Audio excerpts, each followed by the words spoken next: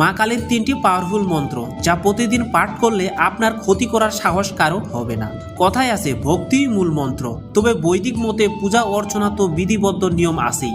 শাস্ত্রে বলা আছে মা কালীর এই 3টি মন্ত্র প্রতিদিন পাঠ করলে আপনাকে ক্ষতি করার সাহস কারো হবে না। তাই চলুন মন্ত্রগুলি জেনে নেওয়া যাক। নাম্বার 1, মা কালীর বীজ মন্ত্র। ওম ক্রিম কালিকায় নমঃ। এই মন্ত্রটি পাঠ করলে অশুভ শক্তির প্রভাব মুক্ত হয়, যে কোনো বিপদের আশঙ্কা থেকে মুক্তি পাওয়া যায় এবং আত্মবিশ্বাসের পরিমাণ বেড়ে যায়। নাম্বার 2, বিশেষ কালী মন্ত্র। ওম হ্রিম শ্লিম ক্রিম অধকালিকা পরমা ঈশ্বরী স্বাহা।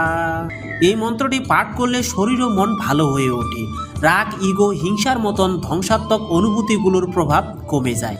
নাম্বার 3, মহাকালী মন্ত্র। ওম ক্রিম ক্রিম রিম রিম।